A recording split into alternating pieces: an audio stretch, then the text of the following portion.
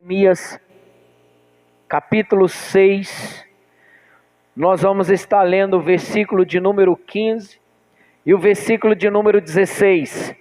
O tema da mensagem é 4 desafios que Neemias enfrentou para a restauração. Amém? Neemias, capítulo 6, versículo 15 e o 16. Todos acharam? Amém? Se você não conseguiu achar, acompanhe aqui vai estar passando aqui no visor. Você vai acompanhar a leitura. Diz assim: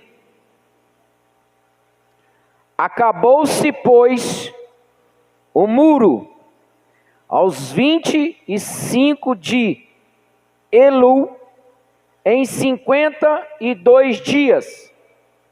E sucedeu que, ouvindo todos os nossos inimigos, temeram todos os gentios que haviam em roda de nós, e abateram-se muito em seus próprios olhos, porque reconheceram que o nosso Deus fizera esta obra. Amém? Você pode se assentar em nome do Senhor Jesus Cristo. Irmãos, na última mensagem que nós pregamos aqui, nós pregamos sobre os 5 pilares de Neemias. E Deus vem falando muito comigo através deste homem, que se pouco fala a respeito deste homem dentro da igreja. Quem foi Neemias? Neemias foi um homem a qual Deus separou ele para uma grande obra que o povo ia enfrentar. E para esta obra, irmão, não poderia ser qualquer pessoa. Era uma obra que requeria muito oração, jejum, temor, compromisso e aliança.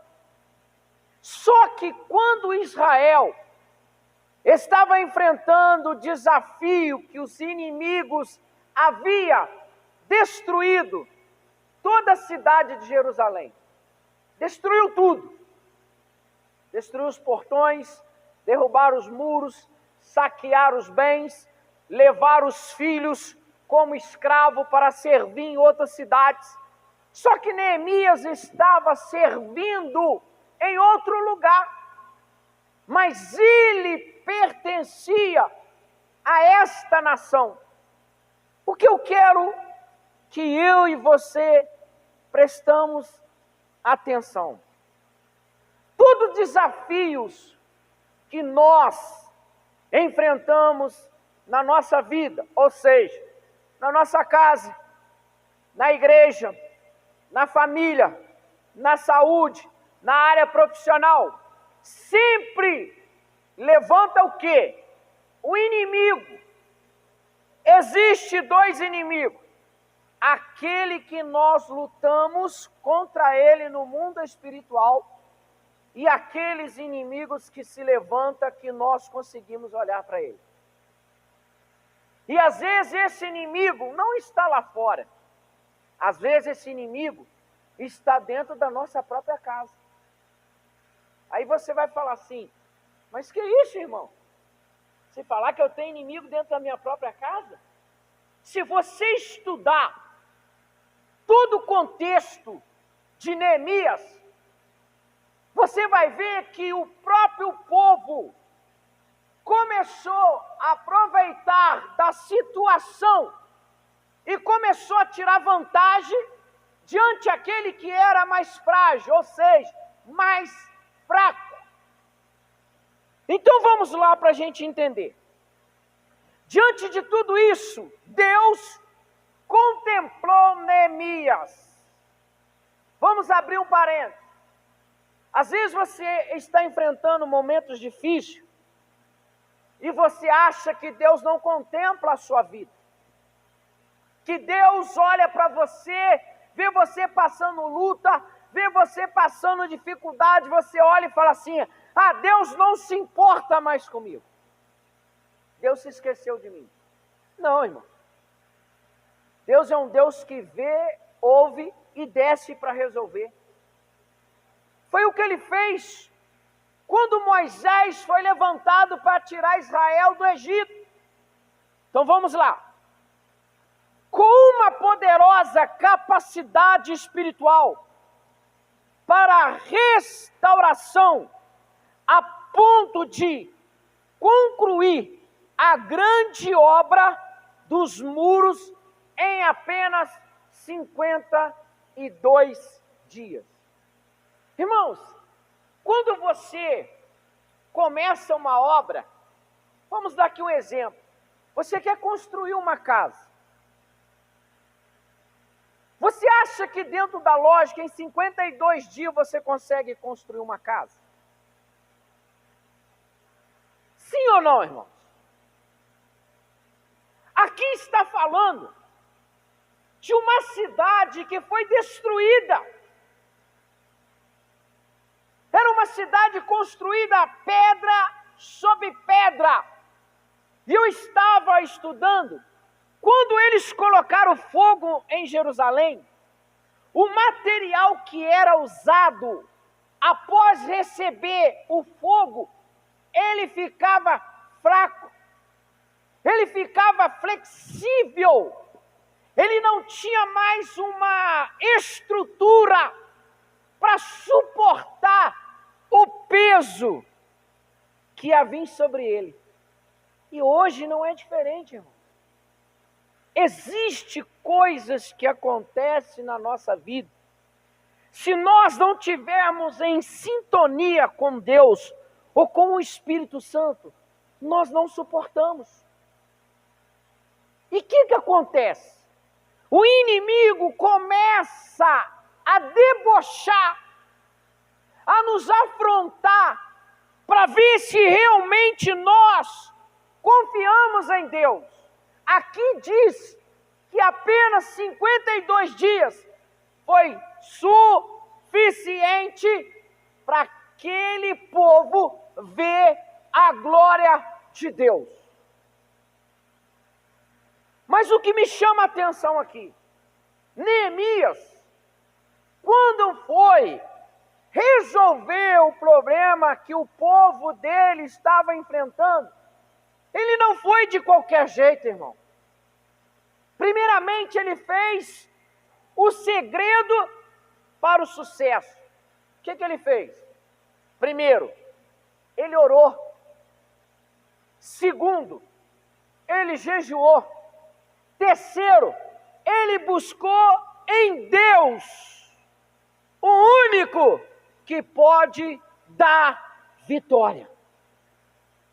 Sabe por que eu e você às vezes não obtemos mais vitória? Porque fazemos tudo ao contrário. Buscamos em outros lugares, em pessoas que não podem fazer nada por nós.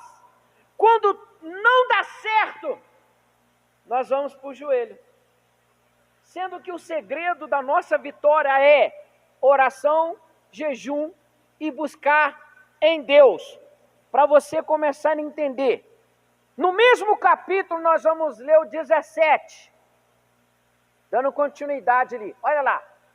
Também naqueles dias, alguns nobres de Judá escreveram muitas cartas que iam para Tobias. E as cartas de Tobias vinham para eles. O que acontece? Quando Neemias chegou em Jerusalém, isso aqui é a realidade que nós estamos vivendo, irmão. Isso aqui não está acontecendo lá fora, não. Isso está acontecendo dentro das igrejas. Sambalate, Tobias e Gesem. Grava estes três nomes. Eles faziam parte de Jerusalém, só que eles fizeram escolhas erradas, pela situação que eles estavam vivenciando, os que tinham mais poder e condição, começou a sobressair sobre aqueles que haviam perdido tudo. Sanbalate e Tobias, quando chegaram ao ouvido deles que Neemias tinha chegado em Jerusalém para reconstruir os muros, eles começaram a o afrontar. Vamos agora entrar na história. Toda vez que você enfrenta um problema ou uma adversidade, sempre chega o Sanbalate e Tobias. Ele não vem lá de fora não, irmão. Ele vem de dentro de casa. Ele vem do próprio sangue, ele vem da própria carne. E muitos olham para você e dizem assim: você não vai conseguir. Você não tem condição para isso. Você é um fraco. Você não sabe nada. Querendo que você desista.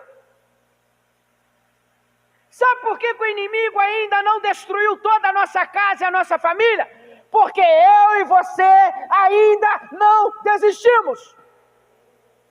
Mesmo que Sanbalate, Tobias e Gesem se levanta para tentar te desanimar, nós não paramos.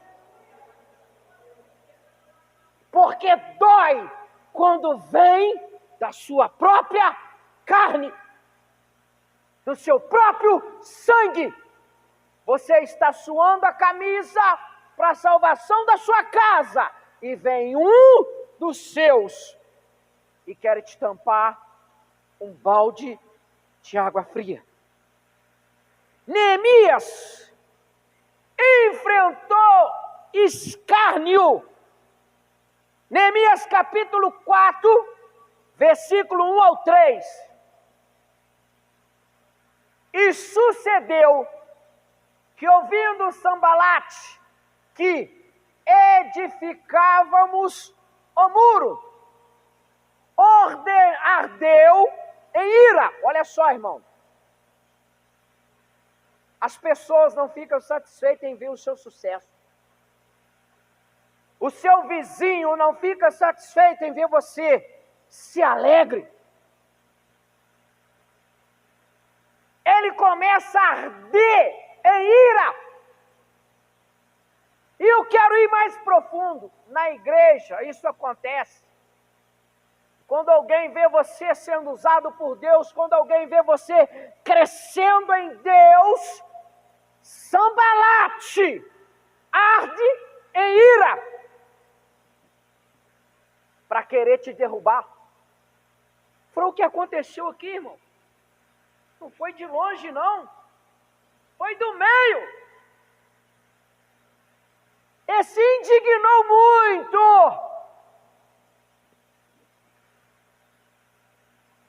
Escarneceu dos judeus.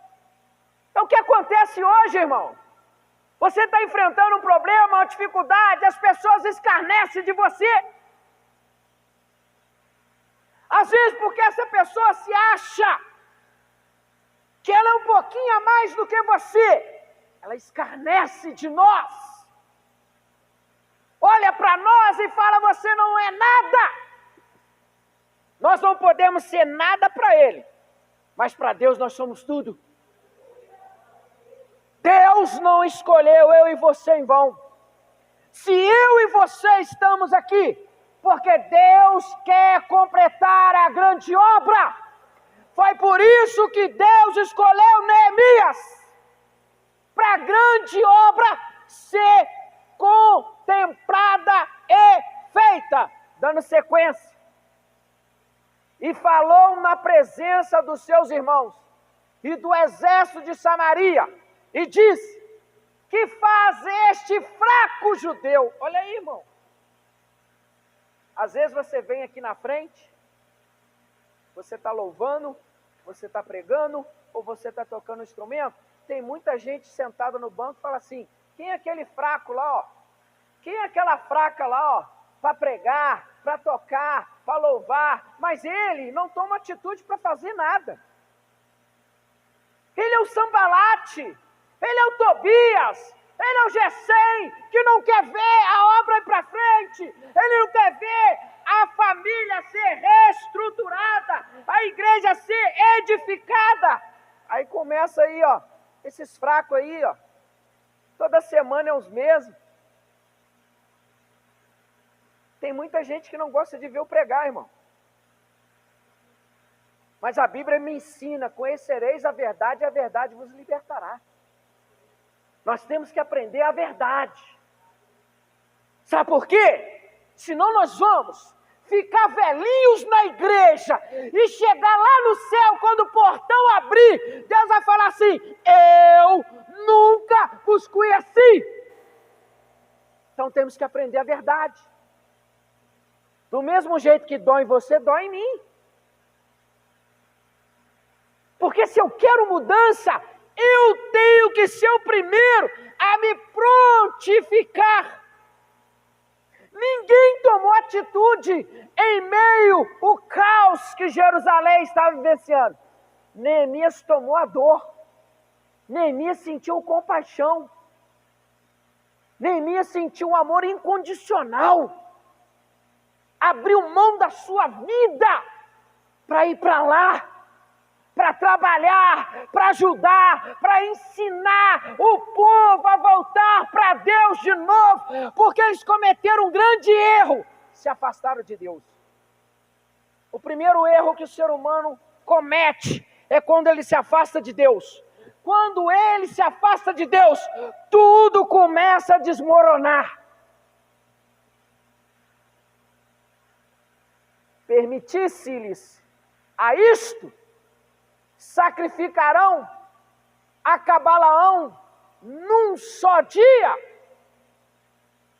vivificarão nos montões do pó as pedras que foram queimadas, o que eu te falei lá atrás, ó. As pedras foram todas queimadas, irmão. Não tinha tempo deles buscarem pedra em outras cidades vizinhas. Aí você vê quão poderoso é o Deus que nós servimos. As pedras aqui representam as dificuldades que nós enfrentamos na nossa casa, na nossa família. E muitos olham para membros da nossa família e dizem assim: esse aí não tem jeito. Não tem para o homem, irmão, mas para Deus tem. Deus muda quem Ele quer, transforma quem Ele quer, levanta quem Ele quer. Existem muitos dos nossos que são escolhidos por Deus. Ainda vai chegar a hora de Deus resgatar. Porque Deus não trabalha do jeito que nós trabalhamos. Deus não vê como nós vemos. Deus não pensa como nós pensamos. Nós queremos para agora. Mas tem transformação que exige tempo. E o tempo exige perseverança. E a perseverança exige confiança. Dando continuidade. E estava com ele Tobias, o amonita, e disse: ainda que edifiquem, contudo, vindo uma raposa, derrubará facilmente o seu muro de pedra. Olha só, irmão, eles começaram a debochar. Eu citei um exemplo aqui, ó. Vou falar de novo. Quando a igreja aconteceu, o que pegou fogo? Muitos bateram palmas. Muitos ficaram felizes. Muitos falaram assim: agora eu quero ver. A gente não tem que ver não, irmão. Quem faz é Deus. A obra não é minha, a obra não é do Jonathan, a obra não é do pastor. A obra é de Deus. E agindo Deus, quem vai impedir? Eles começaram a debochar. Vai vir uma raposa e vai derrubar o muro que vocês estão levantando. Talvez essa semana você ouviu uma afronta que simboliza aí a raposa que vem por trás, Tobias, querendo que você pare. Querendo que você deixe a sua família para lá. Eles gritavam: vocês são fracos, desistam, vocês nunca irão terminar.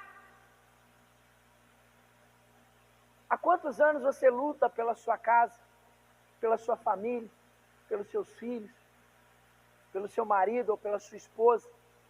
Só que tem um tempo, irmão. Deus não atrasa e nem adianta. Ele tem um tempo certo para agir.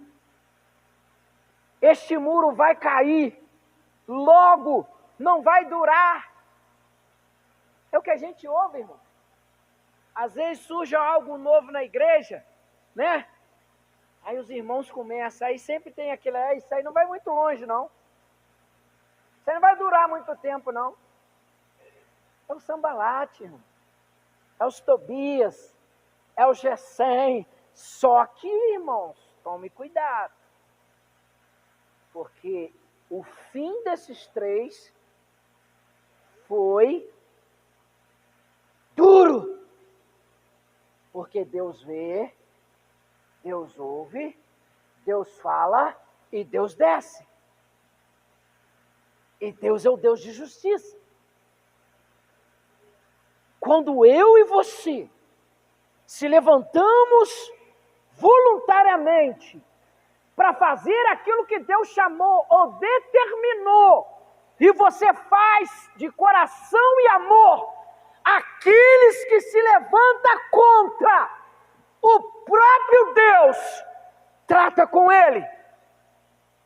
Enquanto trabalhava, o inimigo lá estava provocando. Enquanto você faz, John, o inimigo está te provocando. Enquanto você que é voluntário e faz por amor, trabalha, o inimigo está te provocando.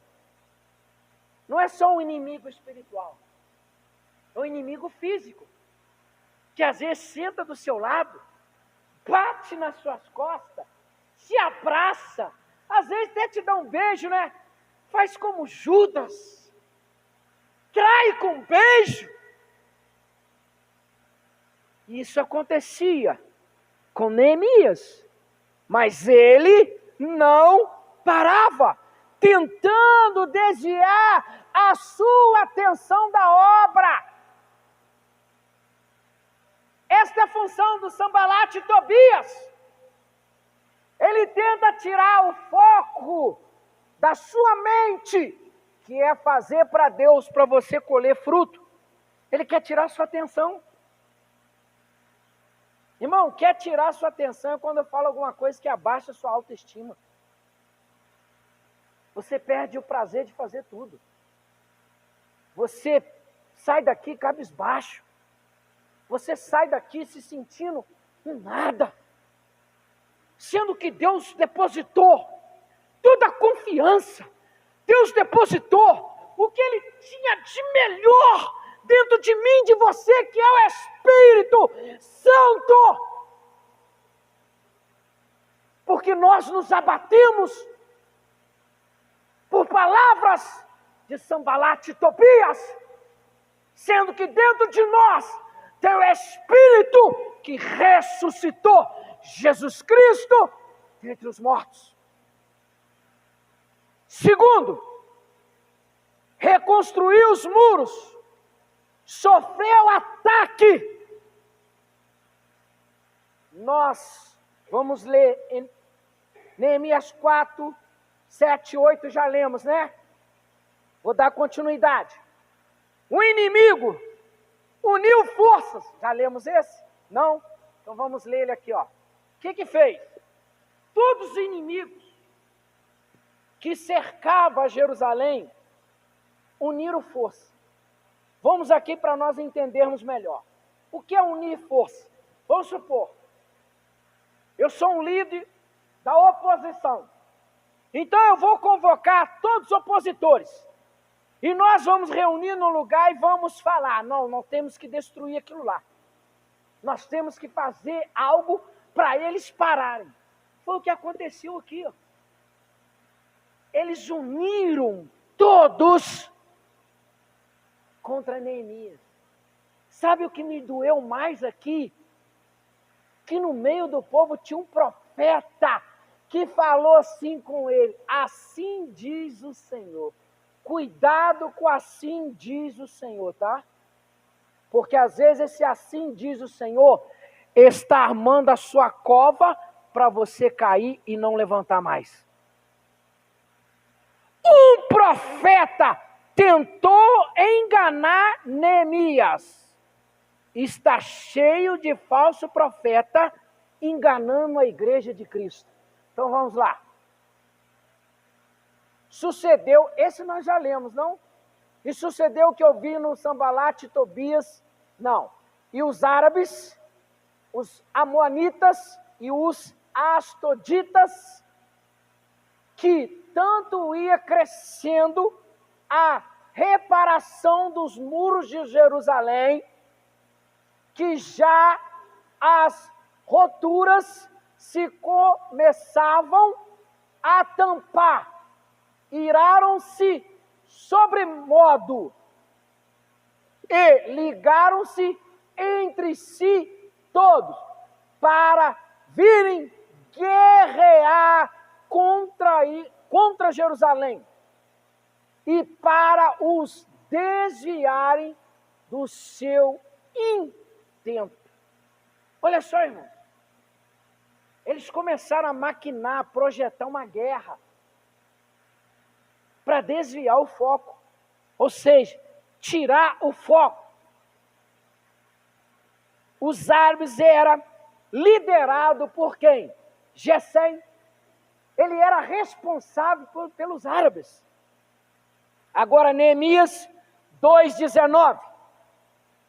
O inimigo agora quer o confrontar. Olha lá. O que eu vi no Sambalate, o Oronita e Tobias, o servo amonita e Gesem, o árabe, zombaram de nós. Desprezaram-nos e disseram: que é isto que fazeis? Quereis rebelar-vos contra o rei? Então lhes respondi e disse: o Deus dos céus é o que nos fará prosperar. Irmãos, o inimigo pode armar qualquer armadilha ou laço. Ele pode escarnecer. Ele pode zombar. Ele pode te afrontar. Mas quem vai fazer você prosperar? Prosperidade aqui, irmão, eu não vejo financeiro não, irmão. Prosperidade aqui eu vejo todo o ciclo da vida. Não adianta eu ter dinheiro e no resto da minha vida eu ser um fracasso. Prosperidade aqui é você ser próspero em tudo que você faz.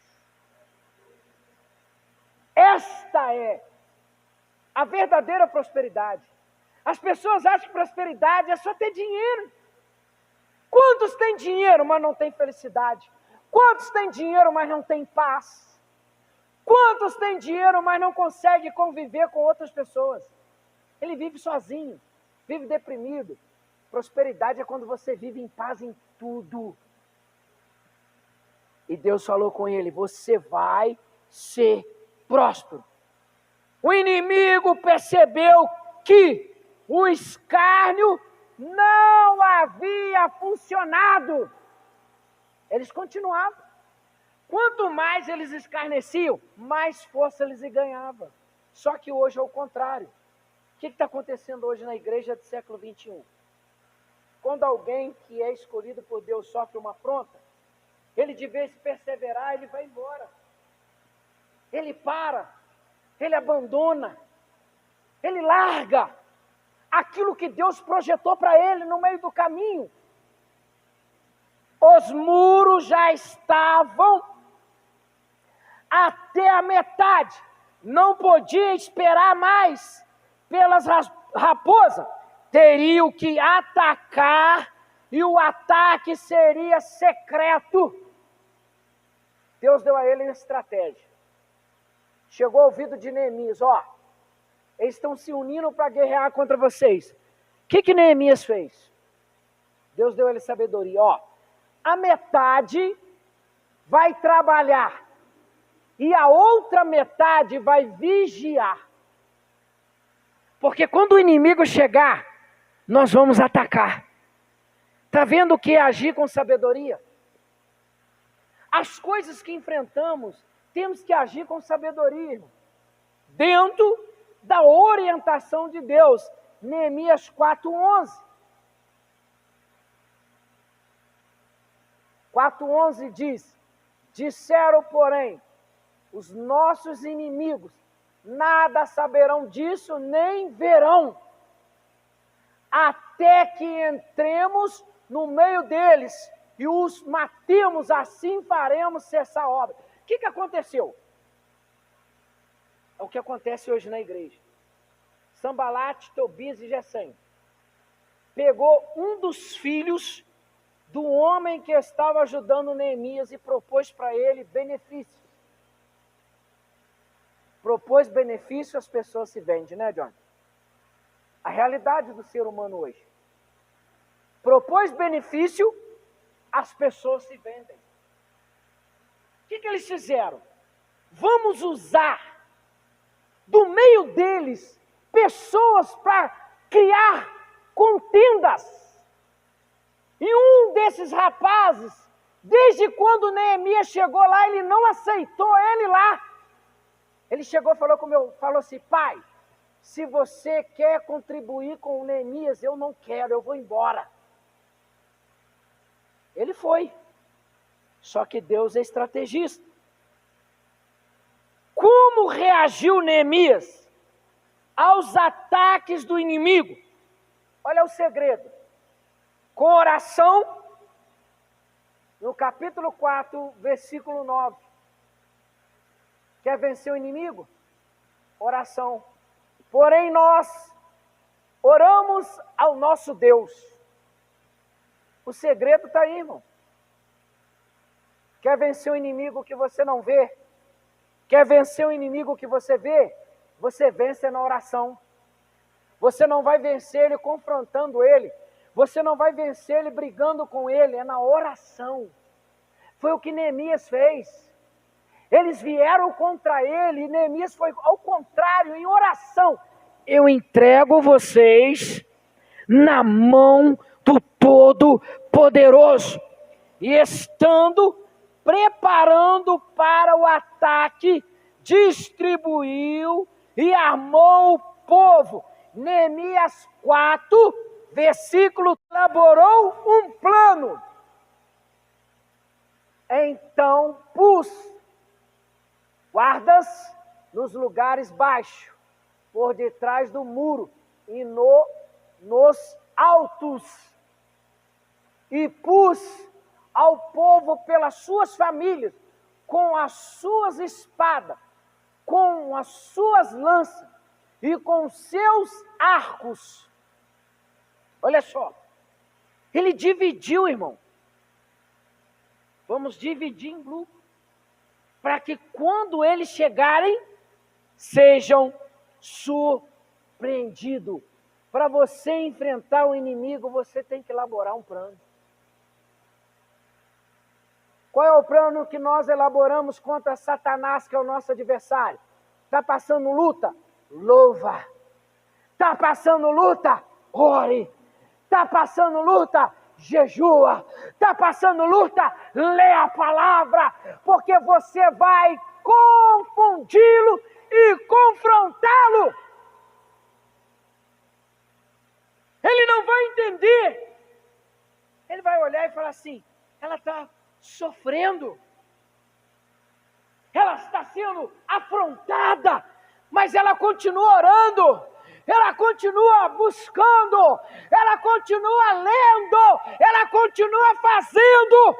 Aí Deus vem e dá vitória. trabalhava, a outra vigiava. 4:16. E sucedeu que desde aquele dia, metade dos meus servos trabalhava na obra, e a metade deles tinham as lanças, os escudos, os arcos e as couraças, e os líderes estavam por detrás de toda a casa de Judá. Sentinela em vigilância. Por que eles fizeram isso? Porque Deus havia dado estratégia a Neemias. Terceiro, para reconstruir os muros, foi caluniado. Jeremias capítulo 6, do versículo 5 ao 9, tentaram minar a sua autoridade. Levantai-vos e subamos de noite e destruímos os seus palácios. Porque assim diz o Senhor dos Exércitos: cortai árvores, levantai trincheiras contra Jerusalém. Esta é a cidade que há de ser castigada. Só opressão há no meio dela. Como a fonte produz as suas águas, assim ela produz a sua malícia, violência e estrago. Se houve nela enfermidade e feridas, há diante de mim continuamente. Corrige-te, ó Jerusalém, para que a minha alma não se aparta de ti, para que não te torne em assolação e a terra não habitada. Assim diz o Senhor dos Exércitos: diligentemente respingarão os resíduos de Israel como uma vinha. Torna a tua mão como o vindimador aos cestos. Neemias sofreu escano, ataque, calúnia. Quarto, reconstruir os muros foi traído, que é Neemias do 10 ao 13. Eu vou acelerar, conforme eu vou falando, de onde vai mudando ali, você vai lendo. Eu vou complementar aqui. O profeta diz a Neemias: Deus me revelou que os inimigos vão tentar te matar ainda esta noite. Vamos ao templo e nos escondemos lá. Olha o que Neemias respondeu para ele. Neemias conhecia o seu Deus e sabia que ele não teria de dar uma profecia que contrariasse a lei de Moisés, que impedia que leigo entrasse no templo. Olha só, irmão, o profeta mentiu. O que está acontecendo hoje? Profeta são os líderes da igreja. Eles estão mentindo para as suas ovelhas. Um profeta que ouvia Deus falar, mentiu. Se Neemias tivesse ouvido o profeta, seria o fim de Neemias de Jerusalém. Então tome cuidado com os profetas que você está ouvindo, porque pode ser a destruição completa da sua casa, da sua vida e da sua família. Quer profecia? Lê a palavra. Quer revelação? Lê a palavra. Quer visão? Lê a palavra. Quer sonho? Lê a palavra. Tem profeta? Tem, mas são poucos. São poucos que são usados pela ordem de Deus. Aplicação para encerrar. Quando alguém está andando com Deus, conhecendo a sua palavra, não dará ouvido a falsos profetas, a falsas doutrinas. É o que você tem mais visto aí, irmão. Falso profeta, falsa doutrina. Eles querem mudar a Bíblia, irmão. As pessoas vão para a rede social e ficam discutindo, brigando, vendendo profecia. Hebreus capítulo 4, versículo 12. Diz assim: porque a palavra de Deus é viva. Vou perguntar para homens e mulheres de Deus. Se a palavra de Deus é viva, eu preciso ficar andando atrás de profeta? Se o próprio Deus pode falar comigo? Por que o próprio Deus pode falar comigo? Porque quando Jesus foi crucificado, o véu que separava o homem de Deus foi rasgado de cima para baixo. A palavra é viva. Ela é viva. Ela se torna morta quando você deixa a Bíblia fechada, quando você não lê, quando você não busca, mas quando você busca, sai vida para te dar vitória, para te dar restituição, para restaurar a sua casa, a sua família. Ela é viva, porque o próprio Deus é eficaz e mais penetrante.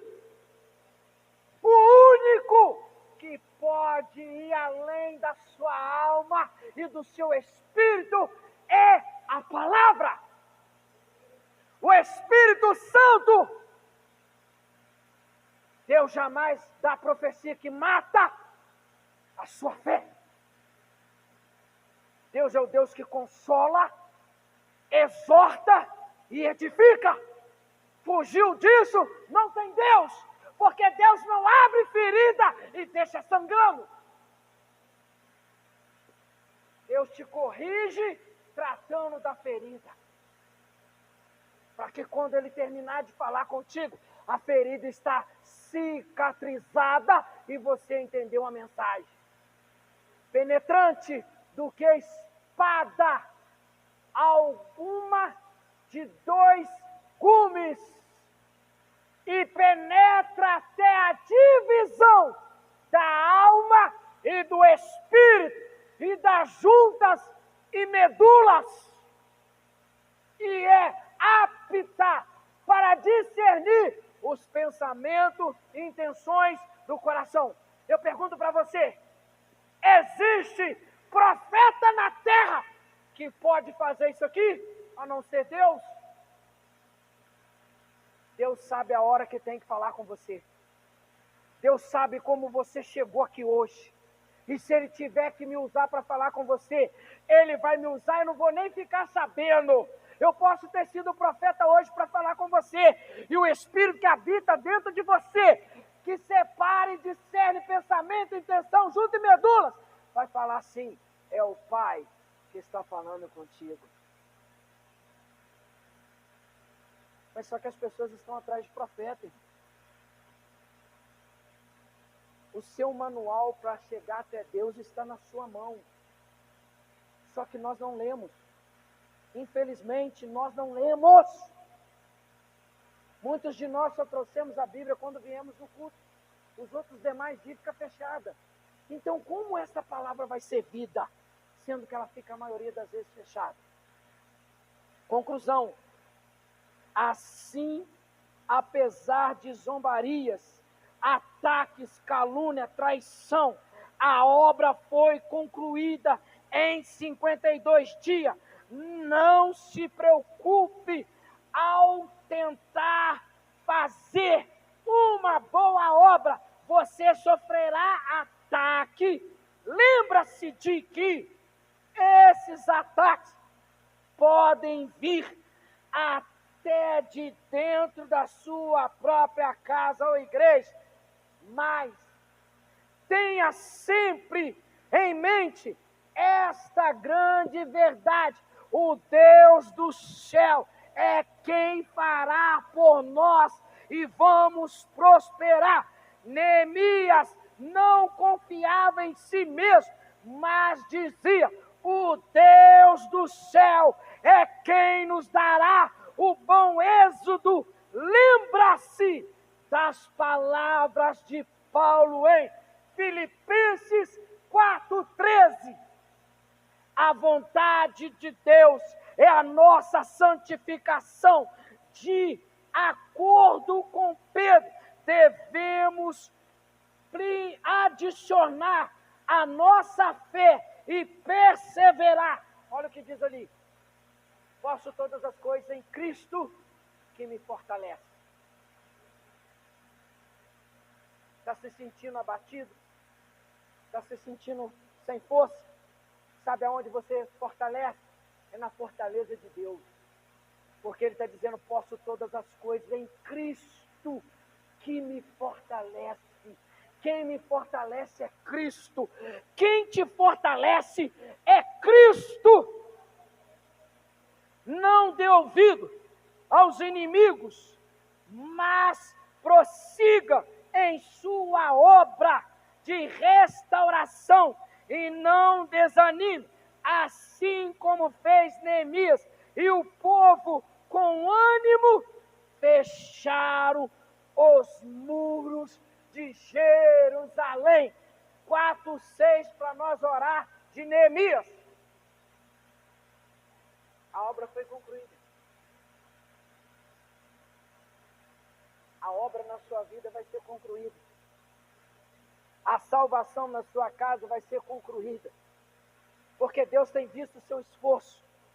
Deus tem visto que você tem abrido mão para estar na igreja buscando a Deus. Porém, edificamos o muro e todo o muro se fechou até a sua metade. Porque o coração do povo inclinava ao quê? A trabalhar.